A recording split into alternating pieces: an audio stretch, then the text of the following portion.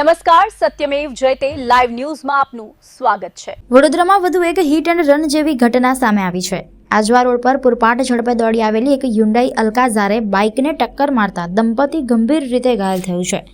અકસ્માત બાદ કારમાંથી દારૂની ખાલી બોટલ મળી આવ્યાનો દાવો કરવામાં આવી રહ્યો છે, જ્યારે કાર પર પોલીસ લખેલી નંબર પ્લેટ હોવાના કારણે સમગ્ર મામલો વધુ ચર્ચાસ્પદ બન્યો છે। વડોદરાના આજવા રોડ પર આવેલી પોદાર ઇન્ટરનેશનલ સ્કૂલ નજીક એક હ્યુન્ડાઈ અલ્કાઝાર કારની અડફેટે બાઇક સવાર દંપતી આવી જતા ગંભીર અકસ્માત સર્જાયો હતો। અકસ્માતમાં સયાજીપુરા ગામના રહેવાસી વિનોદભાઈ નાયક અને તેમની પત્ની દીપિકાબેન નાયક ગંભીર રીતે ઘાયલ થયા હતા। સ્થાનિક લોકોની મદદથી બંનેને તાત્કાલિક 108 એમ્બ્યુલન્સ મારફત એસએસસી હોસ્પિટલમાં સારવાર માટે ખસેડવામાં આવ્યા હતા। ઘટના બાદ અકસ્માતગ્રસ્ત કારની તપાસ દરમિયાન કારમાંથી દારૂની ખાલી બોટલ મળી આવ્યાનો દાવો કરવામાં આવી રહ્યો છે। સાથે જ કાર પર પોલીસ લખેલી નંબર પ્લેટ લગાવવામાં આવી હોવાના આક્ષેપો પણ સામે આવ્યા છે, જેના કારણે અકસ્માત સાથે અનેક સવાલો પણ ઊભા થયા છે।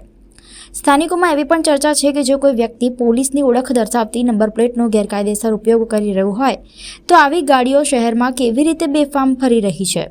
સમગ્ર મામલે પોલીસની ભૂમિકા પર પણ પ્રશ્નો ઉઠી રહ્યા છે।